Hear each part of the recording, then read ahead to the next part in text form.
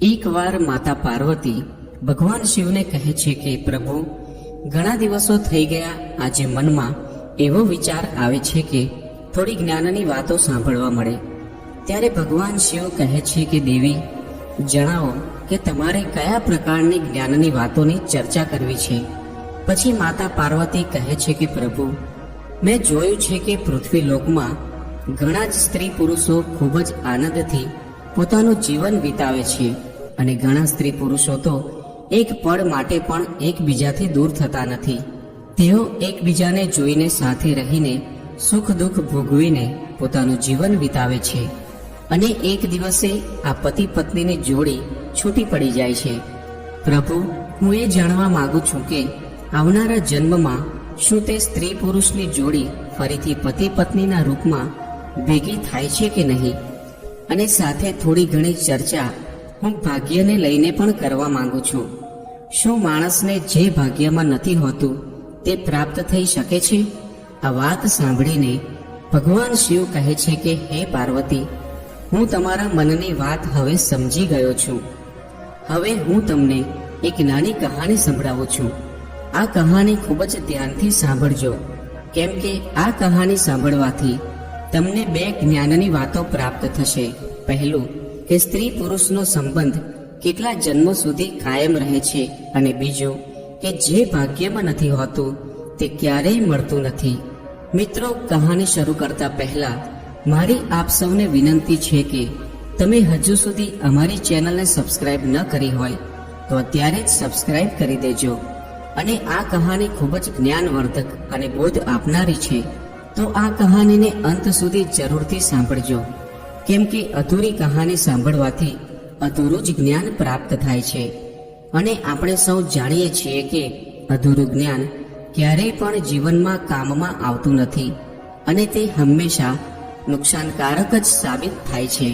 તથા કોમેન્ટ બોક્સમાં હર હર મહાદેવ જરૂરથી લખી દેજો, જેથી ભગવાન ભોલેનાથની કૃપા આપણા સૌ પર નિરંતર બની રહે. તો ચાલો કહાની શરૂ કરીએ. ભગવાન શિવ કહે છે કે હે પાર્વતી, એક રાજકુમારી હતી. તે ખૂબ જ ચારિત્ર્યવાન હતી, જેનું લગ્ન એક ચારિત્ર્યવાન રાજકુમાર સાથે થયું હતું. બંને જીવનનો આનંદ અને સુખ લઈ રહ્યા હતા. તેમની પાસે ધનની કોઈ ખોટ નહોતી. તેમને એક જ ખોટ હતી કે તેમને બાળક નહોતું. આ વાતને લઈને રાજકુમારી હંમેશા ચિંતામાં રહેતી હતી. સમય ધીરે ધીરે પસાર થતો ગયો. એક દિવસ રાજકુમારીની તબિયત અચાનક બહુ જ ખરાબ થઈ ગઈ. પછી તેણે રાજકુમારને બોલાવીને કહ્યું કે પ્રીતમ, મેં તમને ખૂબ જ પ્રેમ કર્યો છે. મેં તમારી ખૂબ જ સેવા કરી છે, ભજન અને પૂજા પણ કરી છે, પરંતુ હું તમારી એક ખુશી પૂરી ના કરી શકી, અને તે છે સંતાનને જન્મ આપવાની ખુશી. મને એવો આભાસ થઈ રહ્યો છે કે મારું જીવન હવે થોડીક જ ક્ષણોમાં ખતમ થઈ જશે. તમે શોક ના કરતા અને મારા મૃત્યુ બાદ મારી યાદો સાથે તમે જીવન વિતાવજો. અને હું તમને વચન આપું છું કે આવતા જન્મમાં હું ફરીથી તમારી પત્ની બનીશ અને હું તમારી સંતાનની ઈચ્છા જરૂરથી પૂરી કરીશ. આટલું કહ્યા પછી તે રાજકુમારીનું મૃત્યુ થઈ જાય છે. ભગવાન શિવ કહે છે કે હે પાર્વતી, થોડો સમય વીત્યા બાદ તે રાજકુમારનું પણ મૃત્યુ થાય છે. અને ત્યાર પછી તે રાજકુમાર એક એવા રાજાને ત્યાં જન્મ લે છે કે તે રાજાને 1600 રાણીઓ હોય છે, અને તે બધી જ રાણીઓની વચ્ચે તે એકલો જ પુત્ર હોય છે. બીજી બાજુ તે રાજકુમારી પણ એક એવા રાજાને ત્યાં જન્મ લે છે જે રાજાને પણ 1600 રાણીઓ હોય છે, અને તે બધી રાણીઓમાં તે એક જ પુત્રી હોય છે.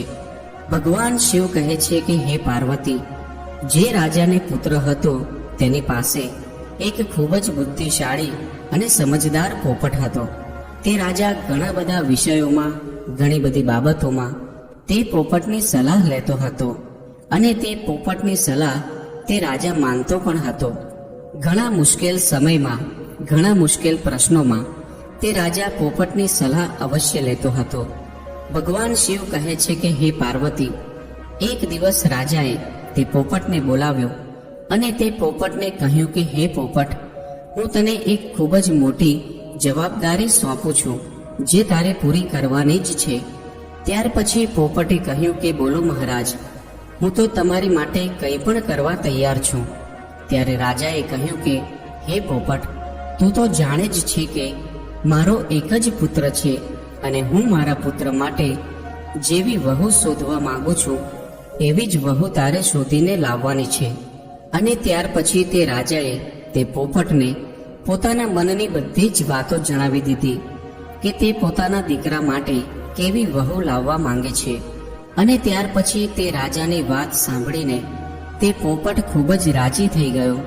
પછી તે પોપટે રાજાને કહ્યું કે મહારાજ, તમારે જેવી રાજકુમારી જોઈએ છે અને તમારી જેવી પસંદ છે તે તમે એક કાગળમાં લખીને મારા પગમાં તે કાગળને બાંધી દો અને પછી આગળનું કામ તમે મારા ઉપર છોડી દો. હું તેવી જ રાજકુમારી શોધીને લાવીશ જેવી રાજકુમારી તમે ઈચ્છો છો. ભગવાન શિવ કહે છે હે પાર્વતી, પછી પોપટની વાત સાંભળીને રાજાએ એક કાગળ ઉપર તેની પસંદની રાજકુમારીના વિશેની બધી જ વિગતો લખી દીધી કે તે કેવી રાજકુમારી ઈચ્છે છે અને તે કાગળને વાળીને તે પોપટના પગમાં બાંધી દીધો. ત્યાર પછી તે પોપટ એક પાડોશી દેશમાં પહોંચી ગયો. ત્યાં ખૂબ જ ભારે વરસાદ થઈ રહ્યો હતો. ત્યારે તેણે એક જંગલમાં શરણ લેવી પડી. તેને એક ખૂબ જ જૂનું બખોલવાળું ઝાડ મળી ગયું, જ્યાં તેને લાગ્યું કે આ જગ્યા મારા આરામ માટે ખૂબ જ યોગ્ય છે. ભગવાન શિવ કહે છે હે પાર્વતી, જ્યારે તે પોપટે તે ઝાડની બખોલમાં અંદર જવાનું વિચાર્યું ત્યારે જ તે ઝાડમાંથી એક અવાજ આવ્યો, જો તું અંદર આવીશ તો તું આંધળો થઈ જઈશ. ત્યાર પછી તે પોપટ આવો ડરામણો અવાજ સાંભળીને તે ઝાડની અંદર ગયો નહીં અને તે ઝાડની બાજુમાં જ એક નાની ડાળ ઉપર જઈને બેસી ગયો અને વરસાદ બંધ થવાની રાહ જોવા લાગ્યો. વરસાદ બંધ થયા પછી તે ઝાડની બખોલમાંથી એક મેના નીકળી અને આવીને તે પોપટની પાસે બેસી ગઈ.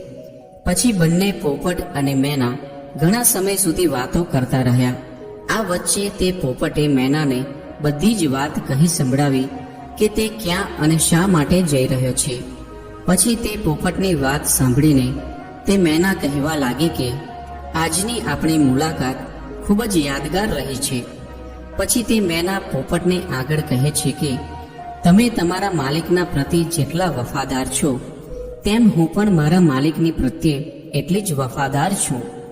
તમે તમારા રાજાના પુત્ર માટે એક એવી રાજકુમારીની શોધ કરી રહ્યા છો કે જેની અંદર બધા જ ગુણ હોય, તેવી જ રીતે હું પણ મારા રાજાની રાજકુમારી માટે એવા રાજકુમારની તલાશમાં નીકળી છું કે જેના અંદર બધા જ ગુણ હોય. ભગવાન શિવ કહે છે હે પાર્વતી, પછી તે પોપટ કહેવા લાગ્યો કે અમારા રાજાનું કહેવું છે કે અમે એવા ઘરની રાજકુમારી લાવીશું જે રાજાની 1600 રાણીઓ હોવી જોઈએ, કેમ કે અમારા રાજાને પણ 1600 રાણીઓ છે. ત્યારે મેના કહેવા લાગી કે હવે તો આપણી વાત બની જશે, કેમ કે તમારા રાજાને પણ 1600 રાણીઓ છે અને અમારા રાજાને પણ 1600 રાણીઓ છે. તમારા રાજાને કેવળ એક જ રાજકુમાર છે અને અમારા રાજાને પણ એક જ રાજકુમારી છે. તમારા રાજાનો રાજકુમાર સર્વગુણ સંપન્ન છે અને અમારા રાજાની રાજકુમારી પણ સર્વગુણ સંપન્ન છે. ભગવાન શિવ કહે છે હે પાર્વતી, આવી રીતે પોપટે તે મેનાને રાજકુમારની બધી જ પસંદ જણાવી દીધી અને બીજી બાજુ તે મેનાએ પણ પોપટને રાજકુમારીની બધી જ પસંદ જણાવી દીધી. પછી તે પોપટ અને મેના રાજકુમારીના દેશમાં આવી ગયા. પોપટ મનમાં વિચારી રહ્યો હતો કે મારા માલિકનું સપનું પૂરું થઈ જશે, એમની ઈચ્છા પૂરી થઈ જશે. તે જેવી રાજકુમારી ઈચ્છતા હતા તેવી રાજકુમારી આજે મને મળી ગઈ છે. ભગવાન શિવ કહે છે હે પાર્વતી, આ રીતે પોપટ અને મેના ઉડતા ઉડતા તે રાજકુમારીના મહેલમાં આવી પહોંચ્યા. ત્યારે મહેલમાં એક નોકરે તેમને જોઈ લીધા અને તેણે રાજાને જઈને કહ્યું કે હે મહારાજ, તમે મેનાને જે કાર્ય માટે મોકલી હતી તો તેણે તમારી સાથે ખૂબ જ મોટો વિશ્વાસઘાત કર્યો છે. તે રાજકુમારીની શોધમાં ક્યાંય પણ નથી ગઈ, પરંતુ તે એક પોપટ સાથે ફરી રહી છે. મેં મારી આંખોથી તે મેનાને એક પોપટ સાથે બહાર ફરતા જોઈ છે. તે તમારી વાત તો ભૂલી જ ગઈ છે. તમારી આજ્ઞાનું તેણે ઉલ્લંઘન કર્યું છે. ભગવાન શિવ કહે છે, હે પાર્વતી, આ પ્રકારે રાજાને ખૂબ જ ક્રોધ આવી જાય છે અને તે પોપટ અને મેના બંનેને મારવાનો આદેશ આપી દે છે. ભગવાન શિવ કહે છે, હે પાર્વતી, જે સમયે રાજાએ તે પોપટ અને મેનાને મારવાની સજા સંભળાવી તે વાત મેનાને ખબર પડી ગઈ અને મેનાએ પોપટને કહ્યું કે અહીં આપણા બંનેનો જીવ જોખમમાં છે, એટલે જેટલું જલ્દી બને તેટલું આપણે બંને અહીંથી ખૂબ જ દૂર ભાગી જવું પડશે. જલ્દીથી અહીંથી ઉડો, નહીં તો આપણે બંને અહીં વગર વાંકે મરી જવું પડશે. રાજાના સૈનિકોના તીર આપણને મારી નાખે તે પહેલા જ આપણે અહીંથી દૂર ભાગી જઈએ. આવો વિચાર કરીને તે પોપટ અને મેના ત્યાંથી ખૂબ જ દૂર ઉડીને ભાગી ગયા. ભગવાન શિવ કહે છે, હે પાર્વતી, રાજાના સૈનિકો જ્યારે તે પોપટ અને મેનાને મારવા માટે ગયા તો ઘણી શોધખોળ કર્યા પછી પણ તે બંને તેઓને મળ્યા નહીં અને તેઓ એ વિચારીને પાછા આવી ગયા કે કદાચ તે મેના અને પોપટને રાજાના આદેશની ખબર પડી ગઈ હશે અને તેઓ કોઈ સુરક્ષિત જગ્યાએ ભાગી ગયા હશે. હવે પોપટ અને મેનાએ થોડા દિવસો સુધી રાહ જોઈ કે તે દેશના લોકો આ વાતને ભૂલી જાય અને ત્યાર પછી તે બંને પાછા મહેલમાં આવ્યા. સીધા જ તેઓ રાજાના દરબારમાં પહોંચી ગયા. પોપટ રાજાના જમણા ઘૂંટણ ઉપર અને મેના રાજાના ડાબા ઘૂંટણ પર આવીને બેસી ગઈ. ત્યારબાદ પોપટ અને મેનાએ રાજાને પૂછ્યું કે તમે અમને શા માટે મારવા માંગતા હતા? અમે તો તમારા વફાદાર છીએ. તમારા મહેલના સૈનિકોને અમારાથી ઈર્ષ્યા થાય છે, એટલા માટે તેમણે તમારી સામે અમારી બુરાઈ કરી. અમે બંને પોપટ મેના એવા રાજાઓના નોકર છીએ કે જે રાજા ખૂબ બુદ્ધિશાળી અને ધનવાન છે. અમે તમારી સાથે હંમેશા વફાદારી જ કરી છે. ભગવાન શિવ કહે છે, હે પાર્વતી, હવે પોપટ અને મેના પોતાના મનની વાત જણાવે છે અને કહે છે કે બંને રાજાઓની પાસે 1600 રાણીઓ છે, જેમાં એક રાજાને ત્યાં કેવળ પુત્ર જ છે અને બીજા રાજાને ત્યાં કેવળ પુત્રી જ છે. આ બંને રાજાએ એકબીજાને જોયા નથી, પરંતુ આ બંને એકબીજાના પુત્ર અને પુત્રીના એકબીજા સાથે લગ્ન કરાવવા માંગે છે. એક રાજાને એવી વહુ જોઈએ છે જેવી બીજા રાજાની રાજકુમારી છે અને બીજા રાજાને એવો જમાઈ જોઈએ છે જેવો પેલા રાજાનો રાજકુમાર છે. મહારાજ જુઓ, અમે બંને એ જ રાજાઓના નોકર છીએ. ભગવાનની કૃપાથી અમે બંને તમારા રાજ્યની બહાર જંગલમાં મળ્યા હતા અને હવે અમે આ સારી ખબર લઈને તમારી સામે આવ્યા છીએ. ભગવાન શિવ કહે છે, હે પાર્વતી, આવી જ રીતે પોપટ અને મેનાએ પોતાના મનની વાત રાજાને કહીને રાજાને ખુશ કરી દીધો. ત્યાર પછી પોપટે પોતાનો એક પગ રાજાની બાજુ આગળ ધકેલ્યો, જેમાં એક કાગળ બાંધેલો હતો, જેમાં રાજકુમારની પસંદ લખેલી હતી. ત્યાર પછી રાજાએ તે કાગળ વાંચ્યો અને રાજા ખુશ થયો. પહેલા તો રાજાને તે પોપટ અને મેના પર વિશ્વાસ ન થયો. ત્યારબાદ રાજાને તે બંનેનું વર્તન અને વાતો સાંભળીને તેમના પર વિશ્વાસ આવી ગયો. ભગવાન શિવ કહે છે, હે પાર્વતી, પછી રાજાએ પોપટના પગમાંથી રાજકુમારની શાહી તસવીર કાઢી અને પોતાની રાણીઓ પાસે મોકલી દીધી અને સંદેશો મોકલ્યો કે આ તસવીર જોઈને જણાવો કે રાજકુમારી માટે આ રાજકુમાર કેવો છે. શું બધી જ રાણીઓને રાજકુમાર પસંદ છે કે નહીં? ભગવાન શિવ કહે છે, હે પાર્વતી, કેટલાક દિવસો વીતી ગયા પરંતુ તે તસવીર પાછી આવી નહીં. રાજકુમારીને તે તસવીર ખૂબ જ પસંદ આવી. ત્યારબાદ તે રાજકુમારની તસવીરને પોતાના હાથોમાં જ રાખીને રહેતી હતી. થોડા દિવસો પછી તે રાણીઓ તરફથી જવાબ આવ્યો કે રાજકુમાર બધાને પસંદ છે. હવે રાજકુમારીનું લગ્ન જલ્દી જ થવું જોઈએ, કેમ કે રાજકુમારી તો રાજકુમારને જોયા વગર રહી શકતી નથી.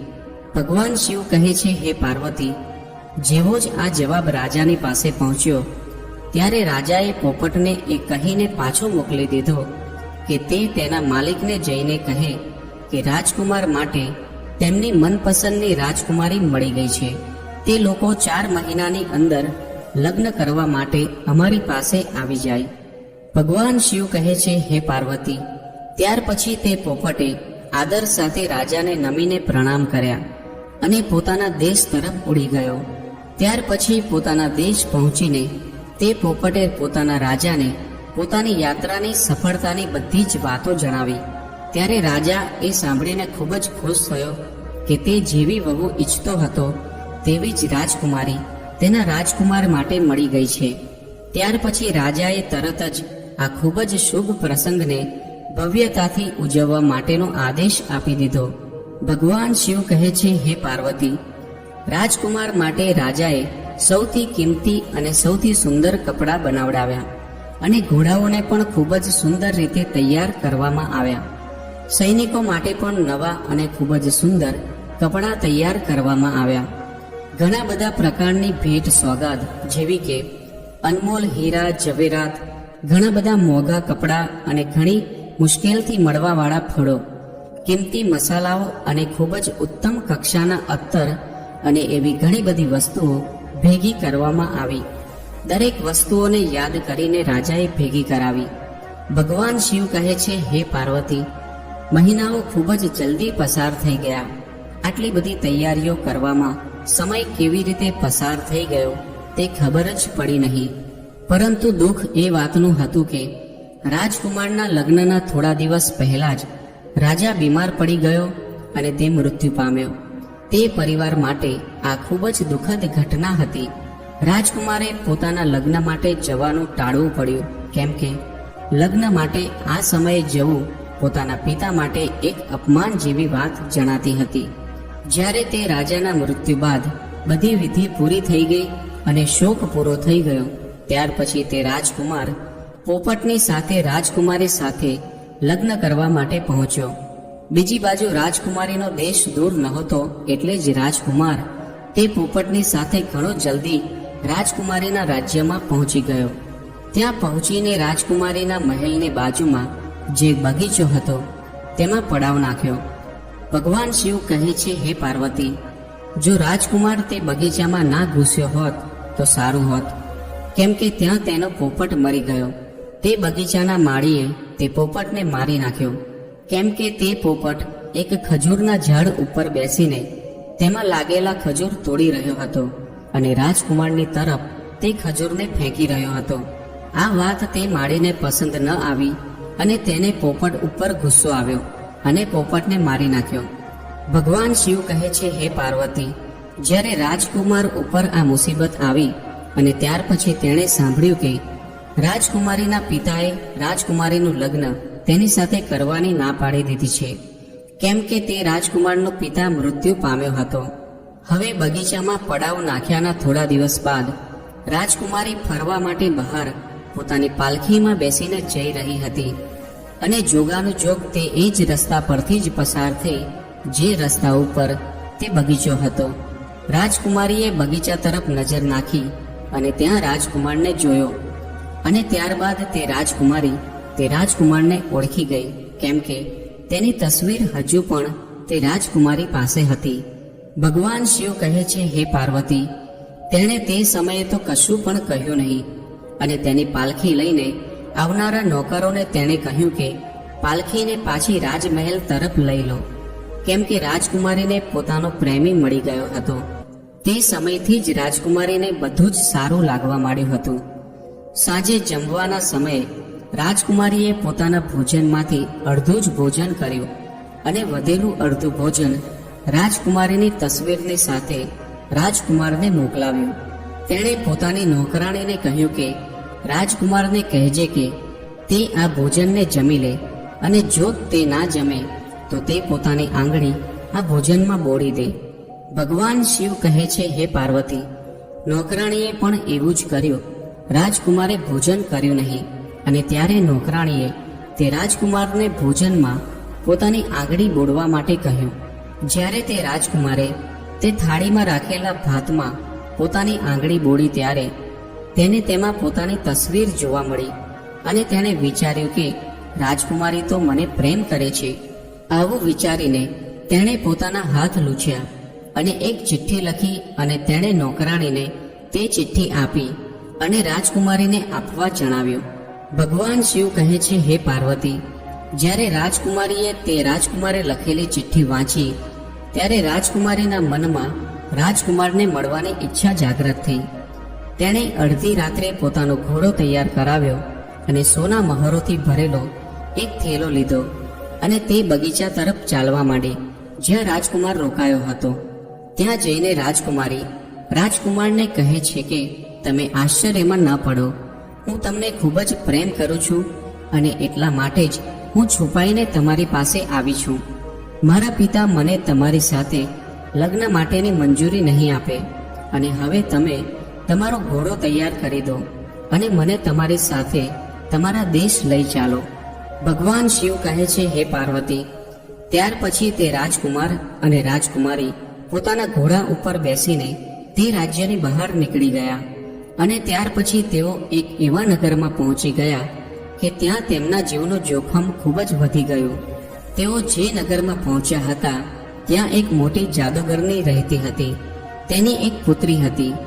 જ્યારે તેણે રાજકુમારને જોયો તો તે જાદુગરનીની પુત્રીને પહેલી જ નજરે રાજકુમાર પસંદ આવી ગયો અને તે રાજકુમારને પ્રેમ કરવા લાગી ગઈ. તેણે પ્રતિજ્ઞા કરી લીધી કે હું રાજકુમાર સાથે જ લગ્ન કરીશ. ભગવાન શિવ કહે છે, હે પાર્વતી, હવે તે જાદુગરની મનમાં વિચારવા લાગી કે મારી પુત્રીનું લગ્ન રાજકુમાર સાથે કેવી રીતે થશે. તે જાદુગરનીની પુત્રી પોતાના મનમાં વિચાર કરવા લાગી કે મારા લગ્ન આ રાજકુમાર સાથે કેવી રીતે થશે. પછી તેણે એક યુક્તિ વિચારી અને તેણે તેની માતા જાદુગરનીને તે રાજકુમાર અને રાજકુમારીને પોતાના ઘરે ભોજન માટે આમંત્રિત કરવા માટે કહ્યું. પોતાની પુત્રીની વાત માનીને તે જાદુગરનીએ રાજકુમાર અને રાજકુમારીને પોતાના ઘરે ભોજન માટેનું આમંત્રણ આપ્યું. ભગવાન શિવ કહે છે, હે પાર્વતી, જ્યારે રાજકુમાર અને રાજકુમારી તે જાદુગરનીના ઘરે ભોજન કરવા માટે ગયા ત્યારે જાદુગરની તે રાજકુમારને એક ઓરડામાં લઈ ગઈ અને ત્યાં રાજકુમારના ગળામાં એક દોરડું બાંધી દીધું અને જેવું દોરડું બાંધ્યું કે તરત જ તે રાજકુમાર એક પાડાના રૂપમાં બદલાઈ ગયો. તે જાદુગરનીએ તે પાડાને પાછળના દરવાજામાંથી બહાર કાઢીને એક સુરક્ષિત જગ્યાએ બાંધી દીધો અને તેની સાથે પોતાની પુત્રીને પણ મોકલી દીધી. હવે તે રાજકુમારી ભોજન કર્યા બાદ પોતાના રાજકુમારને શોધવા લાગી, પરંતુ તે રાજકુમાર હવે પાડો બની ગયો હતો. તે હવે રાજકુમારીને કેવી રીતે મળવાનો હતો. હવે આખો દિવસ તે પાડો તે જાદુગરનીની પુત્રીની પાછળ પાછળ ફર્યા કરતો. તે જાદુગરનીની પુત્રી જ્યાં પણ જતી તે પાડો તેની પાછળ પાછળ જતો હતો. ભગવાન શિવ કહે છે, હે પાર્વતી, તે જાદુગરનીની પુત્રી રાત્રે તે પાડાના ગળામાંથી તે દોરડું કાઢી લેતી હતી, જેથી તે રાજકુમાર બની જતો અને તે પાડાનું રૂપ ખતમ થઈ જતું હતું. અને જ્યારે સવાર થતી ત્યારે તે દોરડું ફરીથી રાજકુમારના ગળામાં પહેરાવી દેતી અને તે ફરી પાછો પાડાના રૂપમાં આવી જતો અને દિવસ દરમિયાન તેને બહાર ફરવા લઈ જતી હતી. બીજી બાજુ રાજકુમારને મળે ઘણા બધા દિવસો થઈ ગયા હતા. રાજકુમારી એક પાગલની જેમ પોતાના રાજકુમારને શોધી રહી હતી. તે ખૂબ જ દુઃખી હતી. તેને ખબર જ નહોતી પડતી કે હવે તે શું કરે. રાજકુમાર તેને છોડીને ક્યાં જતો રહ્યો હશે અને તેણે તેને દગો આપ્યો હશે તેવું રાજકુમારી પોતાના મનમાં વિચારતી અને ફરી ઘણીવાર વિચારતી કે રાજકુમાર મને દગો ન આપી શકે, કેમ કે તે મને ખૂબ જ પ્રેમ કરે છે અને હું પણ તેને ખૂબ જ પ્રેમ કરું છું. કદાચ એવું તો નથી બન્યું કે કોઈએ રાજકુમારને મારી નાખ્યો હોય તેવું રાજકુમારી વિચારવા લાગી. ભગવાન શિવ કહે છે, હે પાર્વતી, હવે તે રાજકુમારીએ એક પુરુષનો વેશ ધારણ કર્યો અને તે દેશના રાજા પાસે પહોંચી અને તે રાજાને પોતાના મનની બધી વાતો જણાવી.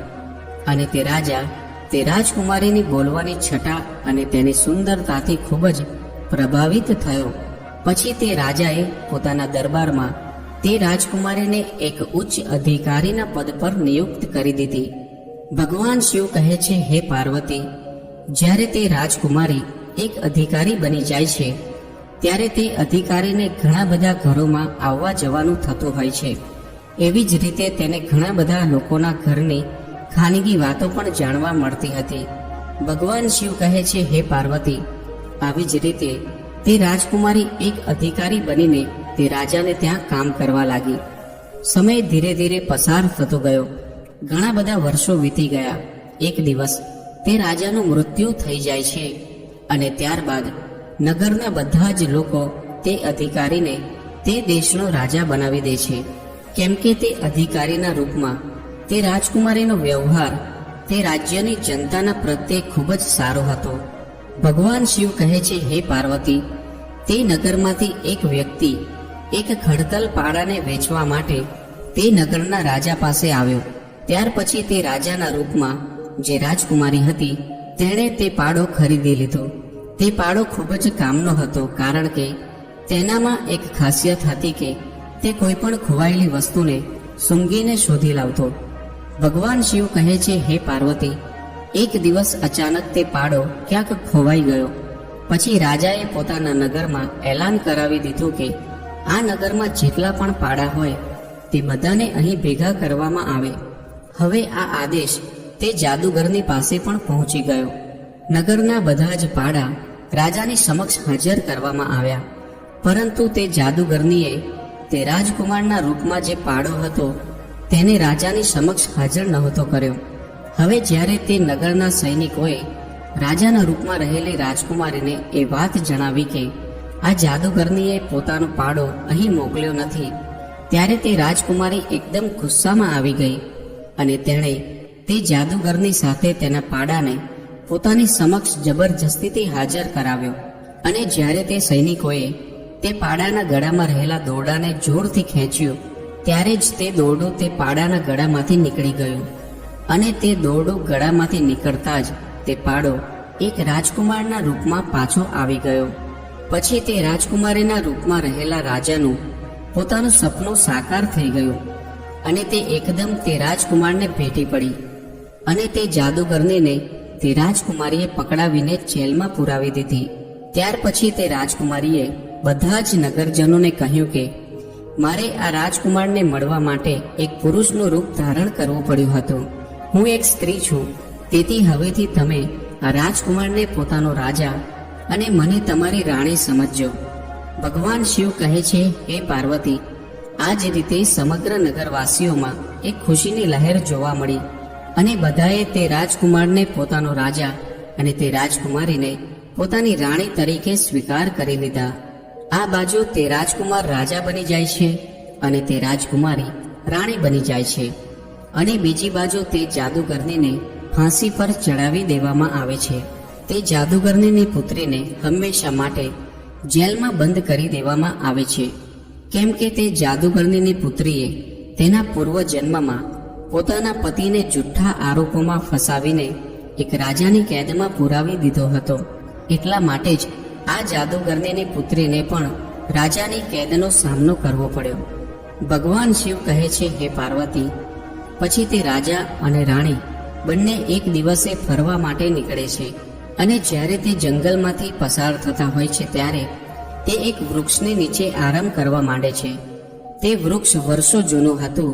ત્યાં રાજકુમાર અને રાજકુમારીએ પોતાના પૂર્વજન્મમાં એક પ્રેમનું નિશાન બનાવ્યું હતું જે સંપૂર્ણ રીતે સુરક્ષિત હતું. પછી તે રાજકુમાર અને રાજકુમારીની નજર તે નિશાન ઉપર પડે છે ત્યારે એકદમ તે બંનેને પોતાના પૂર્વજન્મની બધી જ વાતો યાદ આવી જાય છે અને તેમના જીવનમાં એક ખુશીની લહેર પ્રસરી જાય છે. તે રાજકુમારી કહે છે કે મને બધું જ યાદ આવી ગયું છે. હું તમને ખૂબ જ પ્રેમ કરતી હતી અને તમે પણ મને ખૂબ જ પ્રેમ કરતા હતા. મેં તમારી ખૂબ જ સેવા કરી હતી, પણ મને તે સમયે એક જ દુઃખ હતું કે હું તમારી ખુશી માટે એક સંતાનને જન્મ ન આપી શકી. અને ફરીથી આપણે આ જન્મમાં એકબીજાને મળ્યા છીએ અને પતિ પત્નીના રૂપમાં મળ્યા છીએ, કેમ કે તે આપણો સાચો પ્રેમ હતો અને એટલા માટે જ આપણે એક થયા છીએ. અને મને પૂરો વિશ્વાસ છે કે આ જન્મમાં ઈશ્વર આપણી પ્રાર્થના જરૂર સાંભળશે અને તમને સંતાનનું સુખ પણ જરૂરથી મળશે. ભગવાન શિવ કહે છે, હે પાર્વતી, પછી સમય ધીરે ધીરે વીતવા લાગે છે અને પૂર્વ જન્મની જે કંઈ પણ ઈચ્છાઓ અધૂરી રહી ગઈ હતી તે આ જન્મમાં પૂરી થઈ જાય છે. પછી તે રાજકુમારી ગર્ભ ધારણ કરે છે અને સમય આવતા એક સુંદર પુત્રને જન્મ આપે છે. અને આ જ પ્રકારે એક પત્ની બીજા જન્મમાં આવીને પોતાના પતિને પ્રાપ્ત કરે છે અને પતિની ખુશી માટે એક પુત્રને પણ જન્મ આપે છે. ભગવાન શિવ કહે છે, હે પાર્વતી, આ કહાનીથી પહેલી જ્ઞાનની વાત એ જાણવા મળી કે જો સ્ત્રી પુરુષ એકબીજાને સાચો પ્રેમ કરે અને બંને વચ્ચે સહેજ પણ કોઈ ક્રોધ કે અણબનાવ ન થતો હોય તો એવા પતિ પત્નીઓનો સંબંધ જન્મો જન્મ સુધી રહે છે. અને જ્યાં સ્ત્રી પુરુષને દગો આપે છે તો તેને પણ દગો મળે છે, અને જો પુરુષ સ્ત્રીને દગો આપે છે તો પુરુષને પણ દગો જ મળે છે. એટલા માટે જ પતિ પત્નીનો સંબંધ અતૂટ વિશ્વાસ પર ટકેલો હોય છે. એટલા માટે એકબીજા સાથે વિશ્વાસ બનાવી રાખવો જોઈએ. અને જે સ્ત્રી પુરુષ એકબીજા પર દ્રઢ વિશ્વાસ બનાવી રાખે છે તેઓ દરેક જન્મમાં પતિ પત્નીના રૂપમાં એકબીજાને મળે છે. તેમની પૂર્વજન્મમાં રહેલી ઈચ્છાઓ પણ ભાગ્યની દેવી જરૂર પૂર્ણ કરે છે. જેવી રીતે રાજકુમારીને બીજા જન્મમાં તે જ રાજકુમાર પતિના રૂપમાં મળ્યો અને તેની અધૂરી રહેલી ઈચ્છા જે સંતાન પ્રાપ્તિની હતી તે પણ પૂરી થઈ. ભગવાન શિવ કહે છે, હે પાર્વતી, અને આ કહાનીથી બીજી જ્ઞાનની વાત એ જાણવા મળી કે ભાગ્યમાં જે લખેલું નથી હોતું તે ક્યારેય મળતું નથી. કેમ કે જાદુગરણીની પુત્રીનું ચારિત્ર સારું નહોતું. તે પોતાની જાદુઈ શક્તિના બળથી રાજકુમારને મેળવવા માંગતી હતી. જો કે રાજકુમાર તેના ભાગ્યમાં નહોતો, તેથી જ તે રાજકુમારને પ્રાપ્ત ન કરી શકી. કેમ કે જે ભાગ્યમાં નથી હોતું તે ક્યારેય પણ મળતું નથી. રાજકુમાર તો કેવળ રાજકુમારીના ભાગ્યમાં જ હતો. એટલા માટે જ આટલી બધી મુશ્કેલીઓનો સામનો કરવા છતાં પણ તે રાજકુમારીને પોતાના પૂર્વજન્મનો પતિ આ જન્મે પણ રાજકુમારના રૂપમાં જ મળ્યો. હવે ભગવાન શિવ કહે છે, હે પાર્વતી, પતિ પત્નીનો સંબંધ જન્માંતરનો હોય છે. એટલા માટે જ આ સંબંધમાં દરેક પતિ પત્નીએ વિશ્વાસ જાળવી રાખવો જોઈએ અને સંપૂર્ણ રીતે એકબીજાના પ્રત્યે વફાદાર રહેવું જોઈએ. અને જે વસ્તુ ભાગ્યમાં હોતી નથી તે કેટલોય પણ તમે પ્રયત્ન કરી લો તે પ્રાપ્ત થતી નથી. એટલા માટે ખોટો રસ્તો પસંદ કરીને ક્યારેય પણ પ્રયત્ન કરવો જોઈએ નહીં.